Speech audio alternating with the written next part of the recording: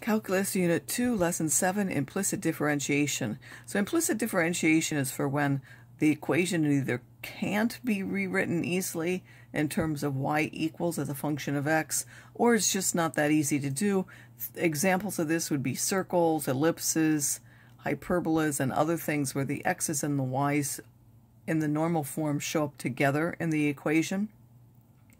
So what we're going to do is we're going to differentiate with respect to x, but because y is a function of x, even though we haven't rewritten it that way, we need to add dy dx every time we take the derivative for y by the chain rule. So even though we don't know what that function is, we know we would have to multiply by its derivatives.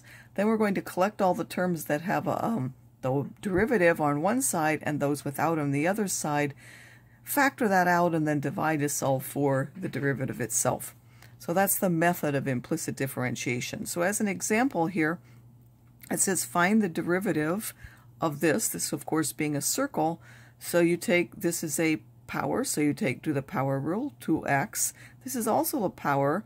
This one is 2y, but because y is a function of x, even though it's not written that way, we have to multiply by its derivative equal to 0. By the way, you could also write y prime there. It's just easier for me to show you to use dy dx if that's derivative. If you want to use y prime, you could do that. So we have 2y dy dx is now we're going to take the term without that to the other side.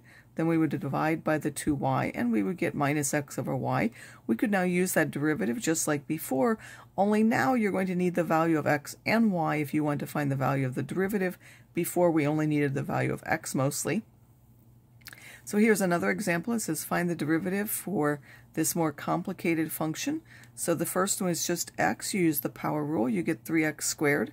Now this one is a product, so we have x's and y's multiplied. So you would do the first times the derivative of the second plus the second times the derivative of the first.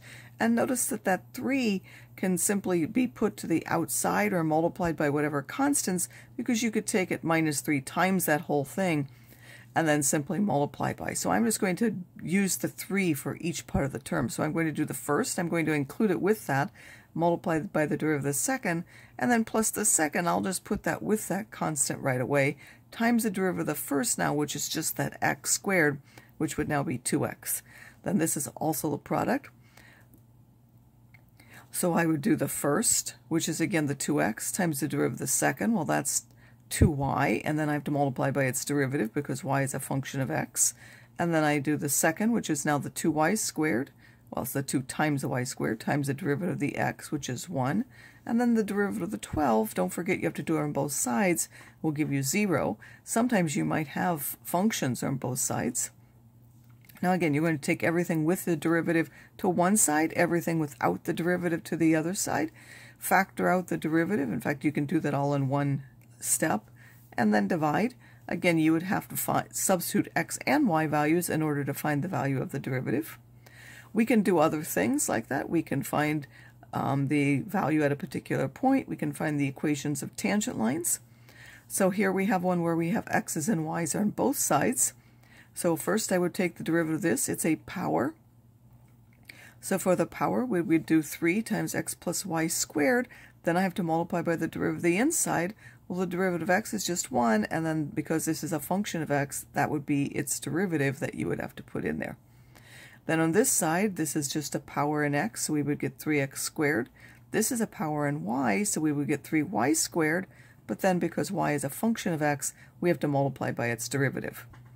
Again, we can now expand those, so I multiplied this 3 times x plus y squared by both parts. And then I took everything with dy dx to the same side, everything without dy dx to the other side, divided by that, and then I decided to simplify. Now we wouldn't have to really simplify. We could leave it in this form because we were simply asked to evaluate it at a certain point, but it's generally nicer if you simplify your functions. So I noticed everything was divisible by 3, and then these are each a difference in squares, so I could factor them. This one, part of that cancels to give you y, this one it cancels to give you x, and you end up with this simplification. And then you put minus 1, 1, the point in there. So we put in x is minus 1, y is 1, and evaluate that. We now have the slope of that curve, whatever that happens to be. It's minus 1 at that point. And then I would do y minus the y value is the slope times x minus the x value, x minus a minus 1, of course, being x plus 1, and then simplify that. Or I could have done y equals mx plus b and done the same. We can also find higher order derivatives. So there are typically two ways you could do that.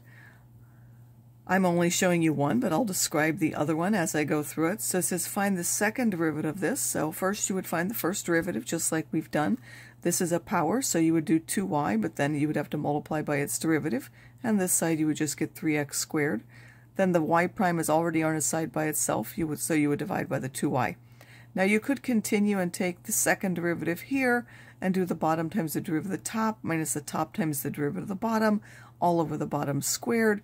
And then you would have to substitute different values. But I'm going to skip that one. Typically, I think it's easier to just continue from here. We'll use this, but we'll continue our instead of having to use the quotient rule, we'll just use our derivative from here. So I would do, again, this is a product of two things. So I'm going to do the first times the derivative of the second. Well, we know the derivative of the first derivative is the second derivative.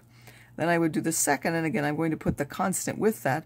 2y prime plus the derivative of the first, which is again y prime, is equal to the derivative on this side, which is 6x.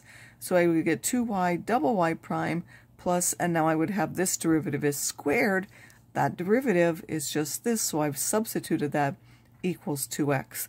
And then I've simplified that here. I didn't type that step in, but that would be simplified to this. And then I did what?